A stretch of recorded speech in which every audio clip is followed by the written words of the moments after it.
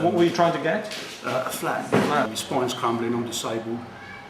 Got DLA, couldn't claim it, or the car, because I didn't have a fixed address. The operations were kept on hold because I didn't have a fixed address. And every time I tried, like estate agents, oh no, we're not taking people on benefits, no, we're not, you're not covered. I tried Laura Sands and she was about as much use as a chocolate fire guard.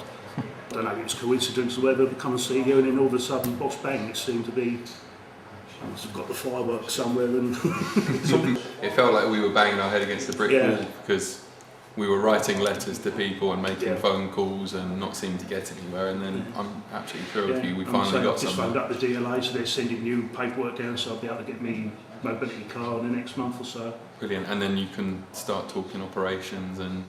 So you're going to work for Will Scully? Yep, certainly am. The first priority for house building should be to use properties that are currently not in use. We've got to bring empty property back into use. Secondly, we've got to use brownfield land.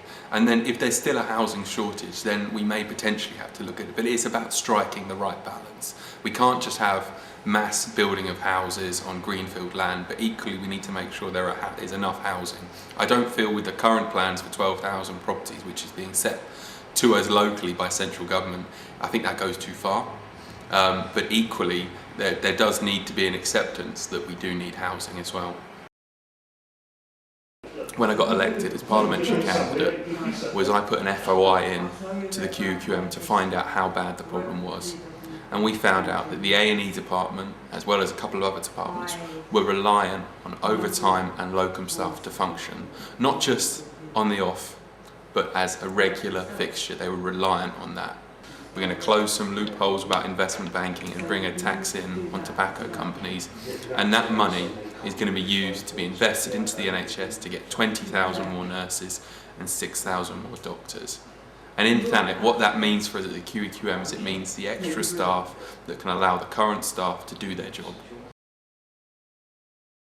In the next few years, we're going to be having improved train links to London. That puts us in a catchment area for people wanting to come and live here and commute, and also for people making domestic journeys to possibly go on holiday or for day trips. There's lots of businesses moving down here and people taking on lots of properties. Albion House in Ramsgate, for example.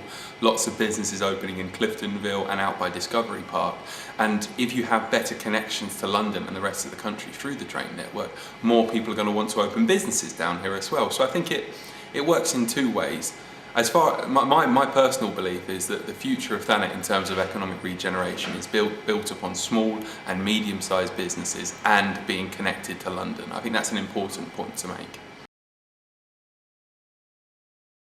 I think in local politics you've got to do what you think is right, and sometimes that means you do clash with your party.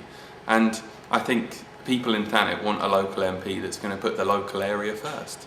And that's what my priority is going to be, absolutely. I mean, nationally, for example, on the issue of fracking, Labour is pushing for stronger safety measures, but has not gone the full hog to actually say they oppose fracking, whereas my position is absolutely, I oppose fracking in East Kent. I think we're one of the driest parts of the country, and we need to protect and preserve our environment and our heritage for future generations.